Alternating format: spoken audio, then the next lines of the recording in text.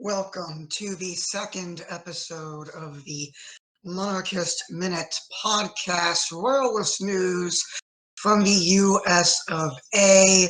I am Victor Smith, and we would like to dedicate this week's episode to the 13 American soldiers killed in action this week in Afghanistan while attempting to evacuate translators and other ancillary support staff and their families from Afghanistan back home to the United States. We pause for a moment of silence.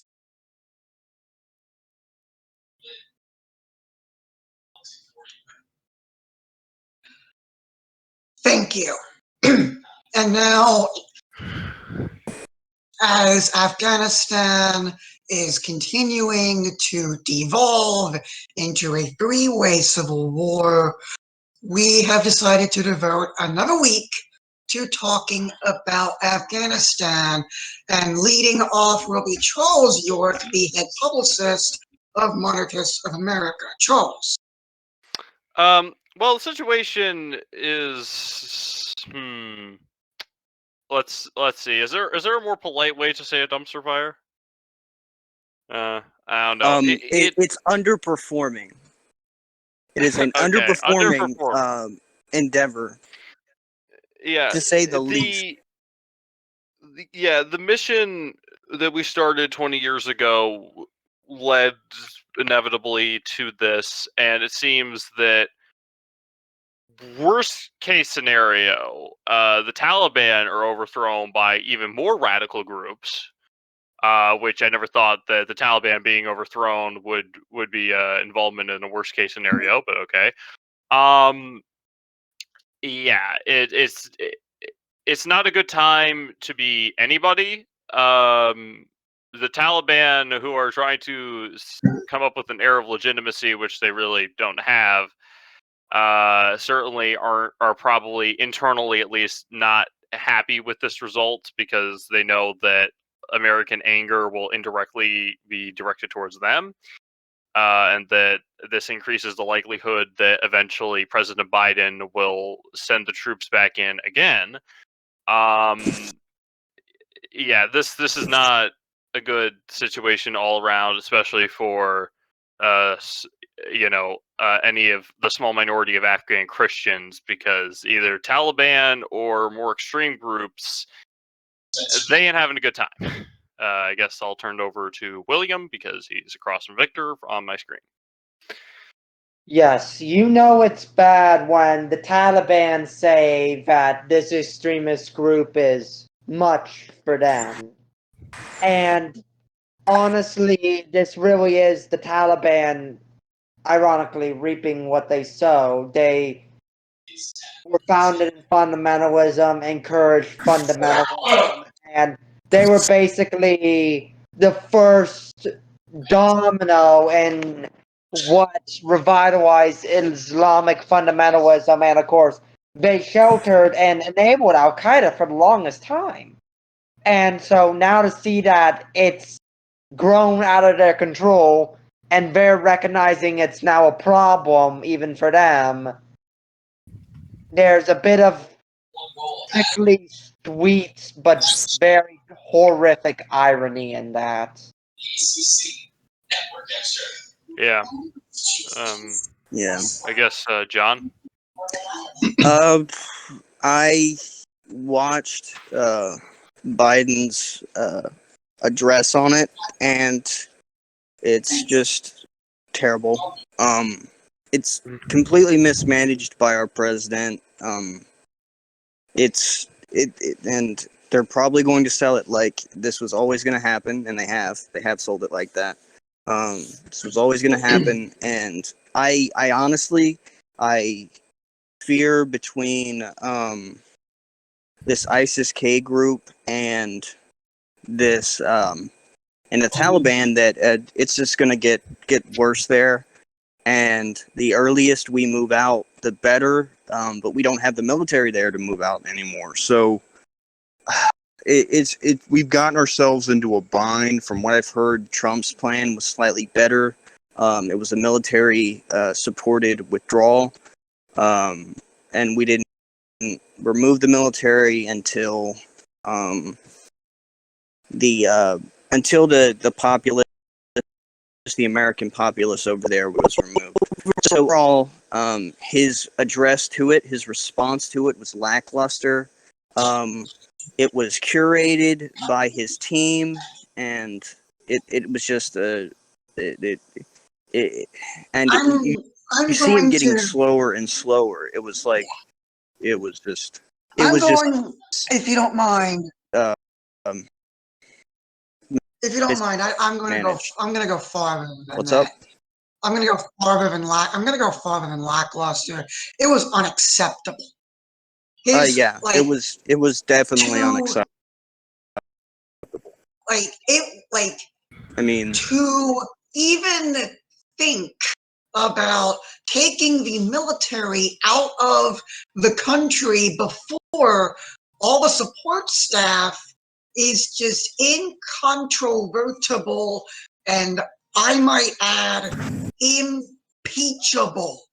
Yes, I said it. Impeachable. Blame. Well, Honestly, I do think blame you. We tried to impeach Trump for less. Well, here's the thing though. Trump should have been impeached for what they tried to impeach him for. Oh, of course. If you don't mind me continuing, there was absolutely zero reason to leave the answer. The fact that we had to give a list of people to the Taliban is incontrovertible. It is unacceptable. You just gave the Taliban a list of people to hold hostage, and that is unacceptable. And also the numbers of American citizens are all over the place. I mean, over the place. I've heard 40,000. I've heard 6,000. It's just wild to know that we don't know who's over there. We don't know how many people are over there, and each of the any of the executives in that branch, in the executive branch, have different numbers for who is over there, and it's not even in the same ballpark. And we've left with a military force. We're gone. We're militarily non-there. Well, we do have military there, but it's in an incredibly small number.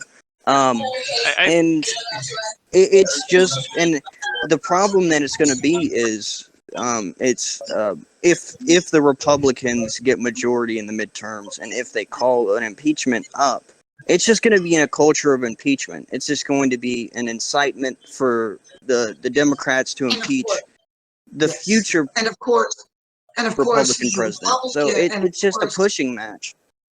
And of course, if the Republicans end up attempting to impeach Biden and succeed in removing him, we are left with a President Kamala Harris, who, I don't know if it was her or Boxer, but one of the two California senators in a Nancy confirmation Pelosi. hearing.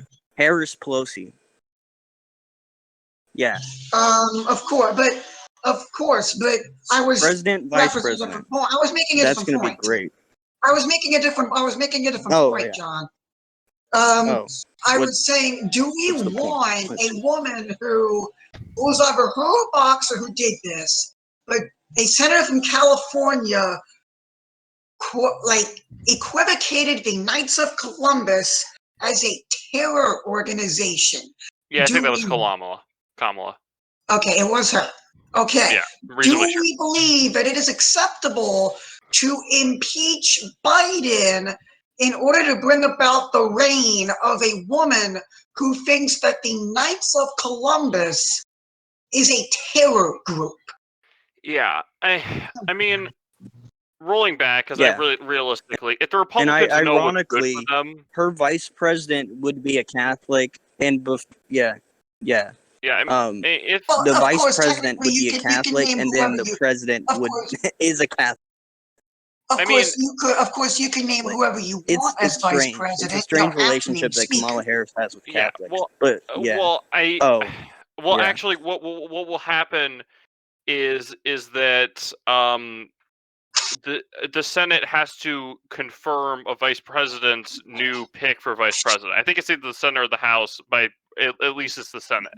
So I guess assuming Kamala Harris, like, I don't know, suddenly dies or something, if like she becomes the president, then it would be Pelosi, assuming that the VP pick hasn't been solidified by Congress yet. But besides, but peeling back, just a little bit, because I don't think impeachment is very realistic unless if the Republicans know what's good for them. In which case, well, actually, it's a lot pretty realistic because neither party knows what's good for them. Honestly, I could Yeah, see the Republicans trying for impeachment just for petty revenge for all the crap the Democrats put them through with Trump. Yeah, I mean, I don't know, but like rolling back to honestly, to I the don't think the speech. Republicans have the will to do that. I mean, I Yeah, just think they're just a reactive party at this point. I don't think they have the oomph to get it done. I just don't think they can do it, and I don't think they will do it.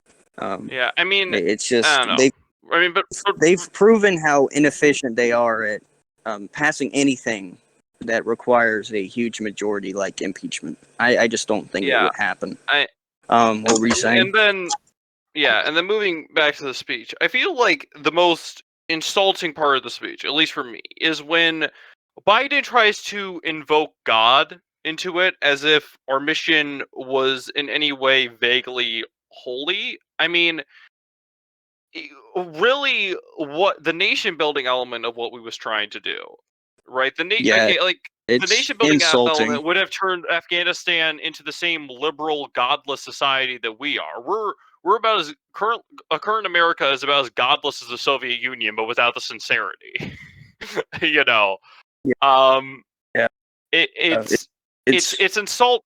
Yeah, I don't know. I mean, I mean, I did like it when he said, I mean, like, on the one hand, I'm kind of impressed that the people who wrote the speech just or let's assume that, given the benefit of the doubt, that he actually wrote it himself, that he decided to bring up God at all. Of course, just so you know, most presidential campaigners and most presidents and politicians of that ilk have speechwriters. Well, yeah, but I mean, just yeah. let's It give wasn't President his Biden the own benefit words. of the doubt. And I mean, I don't know. I mean, I don't. The speech itself, just the words, removed from all the context, assuming that another president who legitimately was trying to avoid this and who was actually taking all the right steps, but just something slipped through the cracks, right? I could see that speech actually hitting home a lot more, because I don't feel like but still, like, things like the threat he made against ISIS-K really didn't feel that. I don't know. It kind of felt like toothless. It was sort of just like yeah, we're coming to get you, totally. Yeah. I mean, Yeah, it didn't feel real. that just describes Biden, honestly. Toothless. Toothless. I Absolutely mean, toothless. he doesn't really have any. Yeah. Anyway, moving on to other topics. Are there any Wanted questions? Or is there any If questions? if you have a question, if you have any questions, please use the request to speak button in the MOA or you can conference room. or you just can want to state comment the thing in yourself. or you can comment in the conference text thing, and one of us will probably be able to read it on the Yeah, I'll be. the podcast at the end. Are we saving every question for at the end, or are we just at the I end think of this end of segment? the end of the segment would be a good Yeah.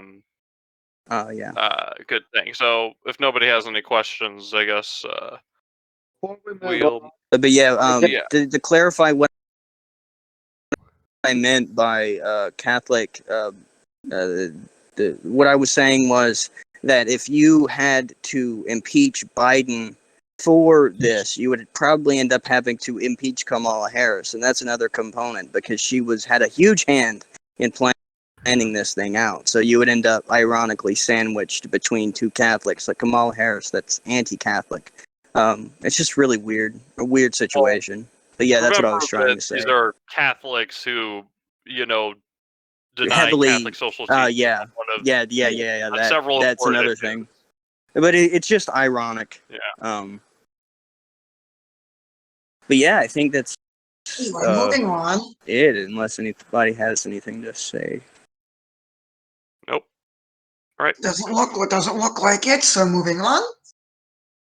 Wait, I just Oh, have to say that this is possibly one of the darkest moments our country has been in a very, very long time. yeah, and it's like Agreed. an emperor. The emperor has no clothes. That's the moment. This is the moment where, and the media is just kind of saying, "Oh, it's weird." Like they're not admitting that this is a dark time in American history, and it's just The mind media blowing. has even Biden. The media can't even defend Biden at this point.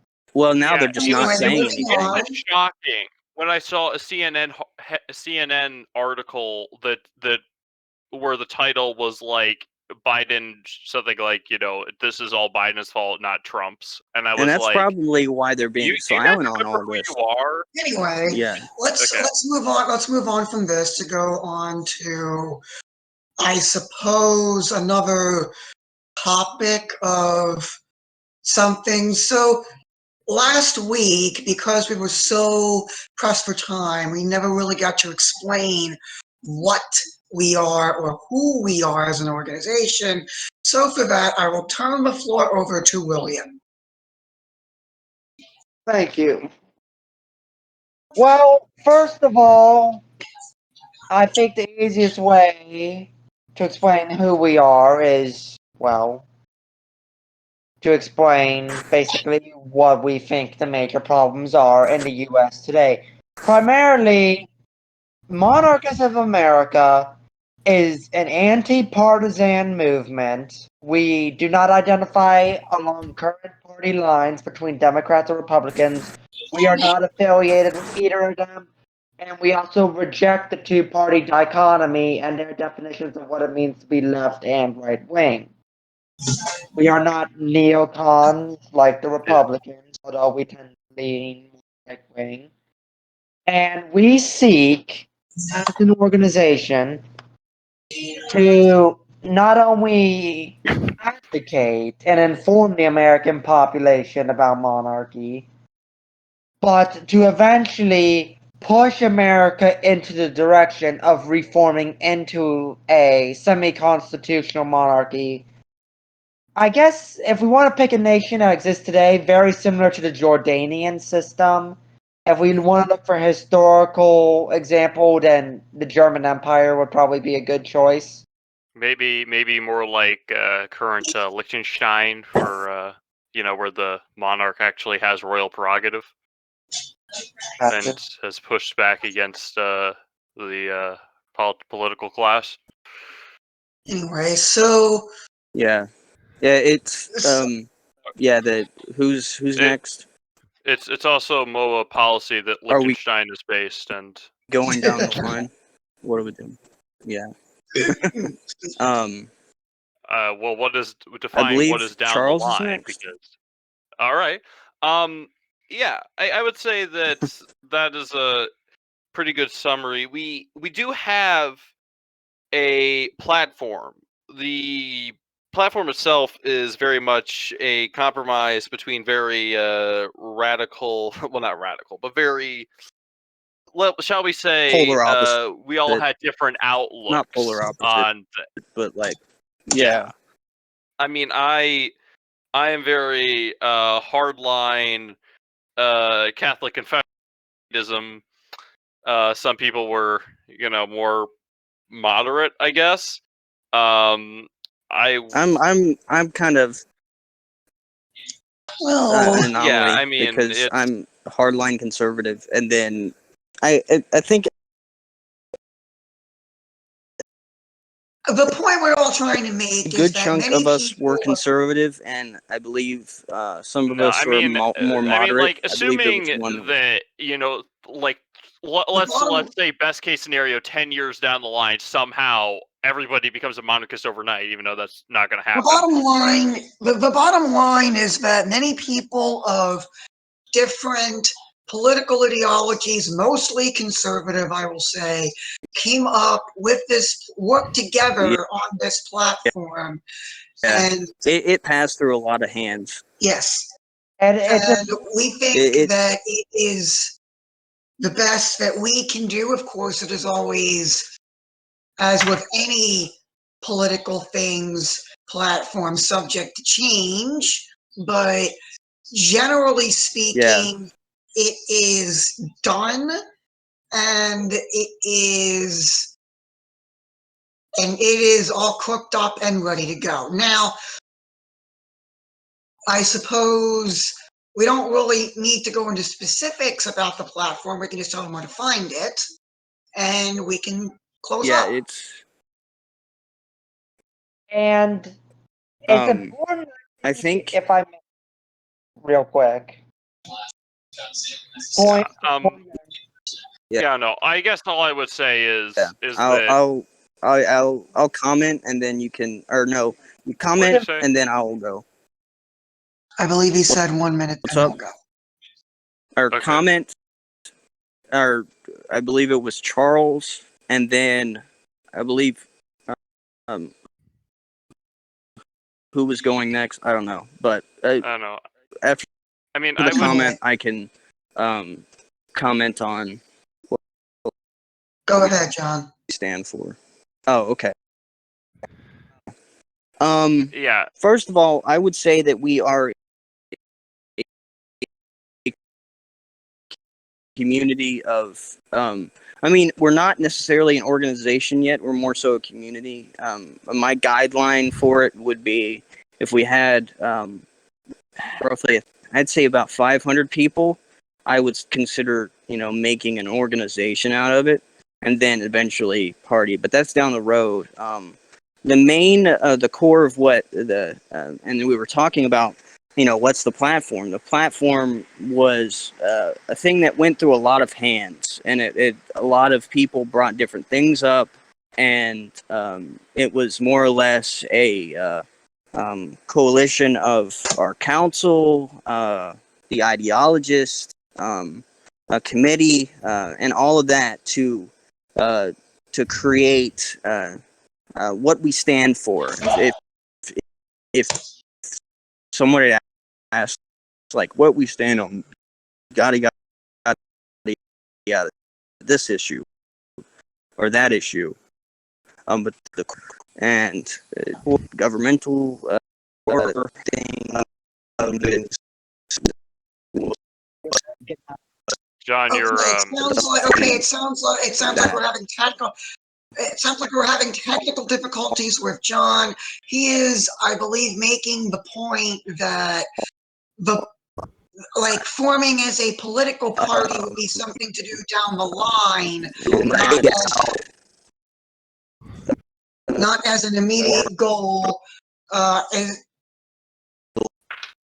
anyway, John is cutting out, so if anybody has any questions or comments on this, on the platform, or on the other topic of discussion for today, you can send them in now using the hand signal button on your in the conference in the conference chat. There is a button that you can hit. If you hit that button, you will tell us that you want to speak, and we will bring you up onto the stage, as it were, for you to have your say. If there are no questions or comments, we'll just wrap it up. Well, we have the Hello. Polish monarchist here, and How are you?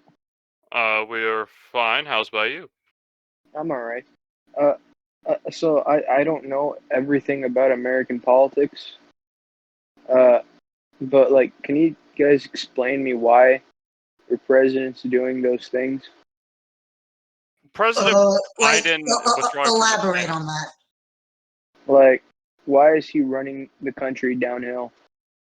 Well, the cynical answer would be that the political establishment really don't care about the country. I mean, they don't. I mean, as long as they're going to be fine, whatever happens, right? They can sit in their gated communities with heavily armed police force, whatever. Well, we peasants shouldn't be allowed to own assault rifles, of course, but they can have armed security guards with assault rifles because obviously that's how that works. But the less cynical, the not cynic in me, I guess, would say that President Biden and the Democrats still, in regards to Afghanistan, have a good intention of ending a decades-long war, but they're just going about it in the most horrible way. So, truth probably lies somewhere in the middle, because I feel like Biden just ignored what was it, the State Department? I believe that Polish was asking the question in a more general sense, not in a more Oh. specific sense. Well, I guess in the more general sense, yeah. I mean, these things, the laws that they're passing benefit them because they have nothing to gain from the preservation of a traditional American culture, really the building up of any culture of any kind. If the Democrats can divide and conquer by having a nation of immigrants where they have all these different minority groups, like the Hispanic group that they can control, and keeping, the black vote and all of this, then they will be allowed to institute whatever wicked evil policies they want, but they have nothing to gain by a love of country or anything like that, and so they're just looking out, I guess, for their own self-interest. And the same thing is true of Republicans, except Yeah. because Republican are just liberals doing the speed limit. They'll Okay, get there so eventually. okay, so just to explain in more detail for those who may not know, the presidential election is done via the Electoral College. The Electoral College is made up of a lot of people. Every state gets 2 Electoral College votes for each of their Senate seats, added to the number of congressional seats that they have, for a total of 538. You need 270 Electoral College votes in order to win the presidency. Now, the majority of the states, with the exception of Nebraska and Maine, do what is called first past the post voting, wherein you get the First past the post is the way we cast our ballots. You're thinking of winner take all. Oh yes, it's winner take all. Yeah, we live in a winner take all system, except for Nebraska and Maine, they divide their electoral votes a little differently. But for the majority of the U.S., we have winner take all, which means that even if your candidate wins the state by 1 vote, he gets every single one of the Electoral College votes. Now, what we also have in America is first past the post, which means that the winner of the election is the one who gets the most votes out of all the candidates. So, for example, we could have a situation in which there are 3 parties. And a person can win the election with less than 50% of the vote. Some states might have runoff elections, but that isn't for the office of the presidency. That is just for their state and local elections. For reference, I don't believe the state of Maryland does that. I know that Louisiana does it. I know Georgia does it. I know several states that do end up doing that. Now, some states are reforming their first past the post systems to more of a ranked choice system. I'm not too familiar with that system, but unless, because we live in a winner-take-all system, you can only have one winning party. Therefore, any election reform that you do that doesn't address winner-take-all will inevitably only lead to having two competitive parties in an election. And each party will become more radicalized as a result, although it seems that by radicalized, the Republican Party means only slowly drifting to cultural insanity as opposed to, actually standing firm. But, that's just me. The problem with the Republican Party is that they're neoconservatives, which means they pretend to have conservative values until the free market says it's no longer profitable to do so. No one in the Republican Party is completely conservative.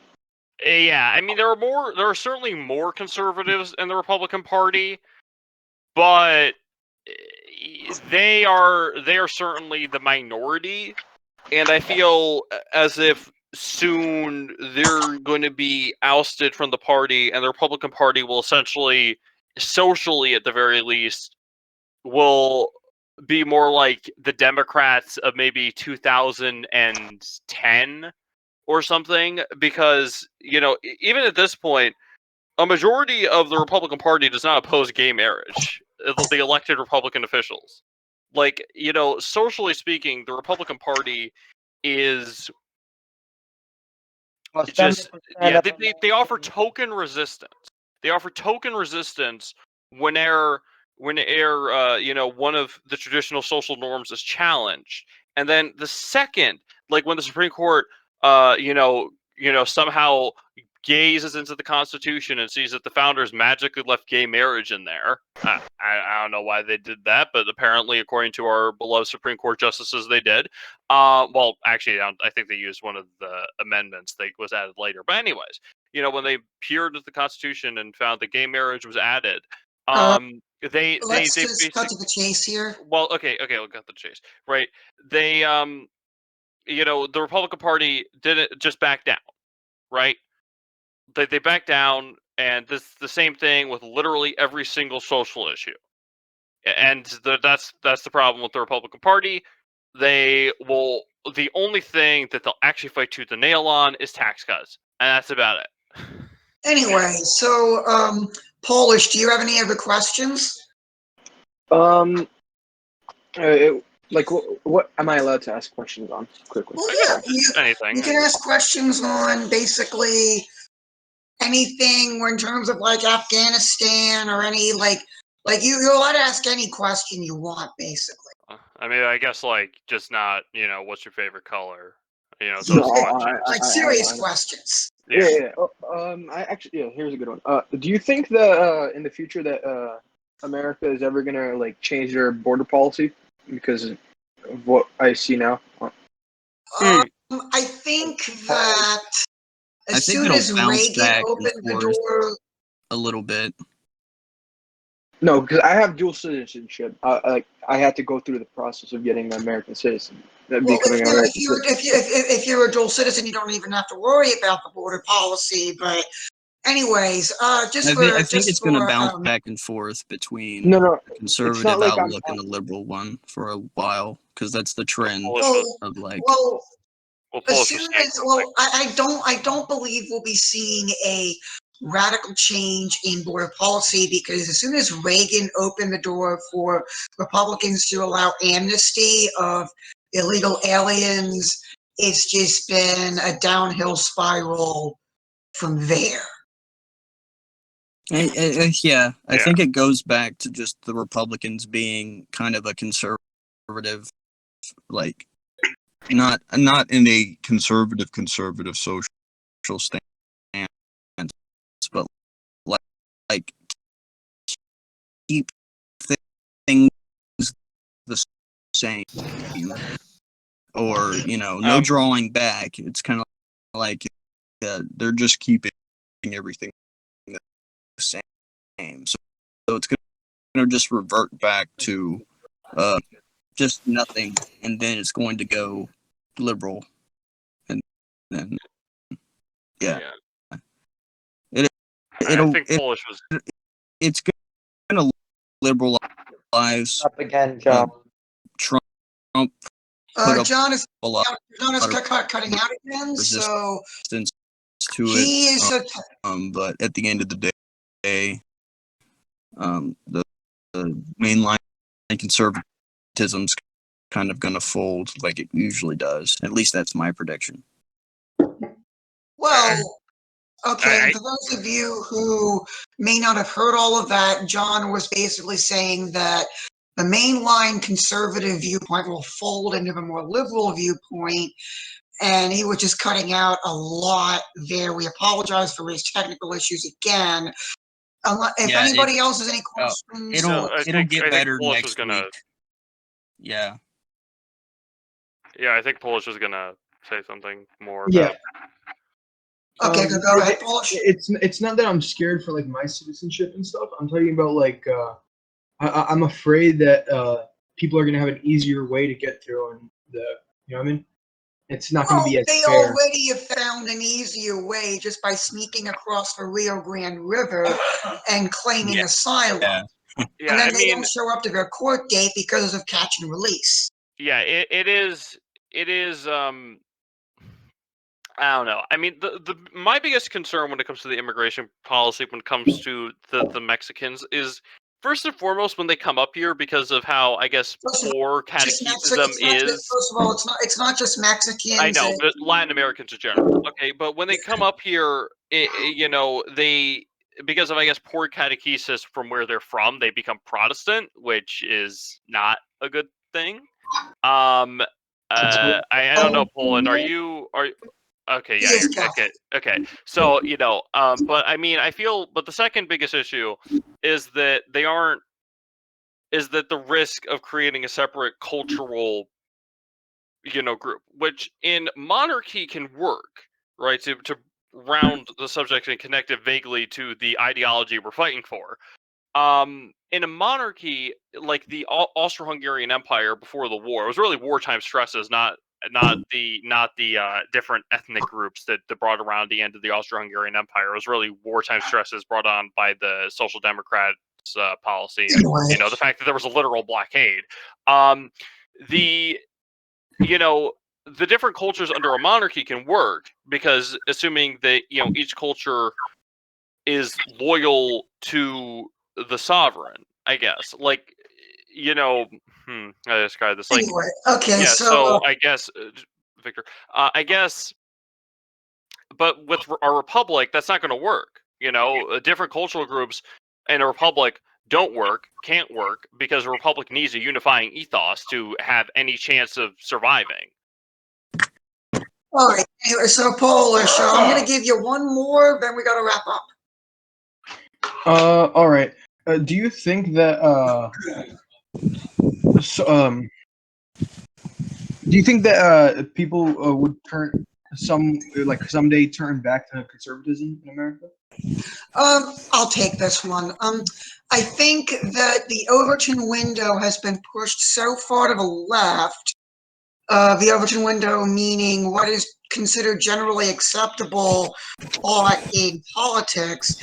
It has been pushed so far to the left by the academic institutions as well as several of the religious institutions that it's going to be a very long march to get back. It's not going to happen in our lifetime, and it might not happen for another century, maybe century and a half. Okay, and with that, we are going to wrap up. So let us wrap up in prayer. In the name of the Father, and of the Son, and of the Holy Spirit. Amen. Father, who art in heaven, hallowed be thy name. Thy kingdom come, thy will be done on earth as it is in heaven. Give us this day our daily bread, and forgive us our trespasses, as we forgive those who trespass against us. And lead us not into temptation, but deliver us from evil. Amen. In the name of the Father, and of the Son, and of the Holy Spirit. Amen. All right, that wraps things up. May see you next week on Friday at 8 p.m. Eastern Time. Recorded and goes live on Monday. And may God bless you and may God bless the United States of America.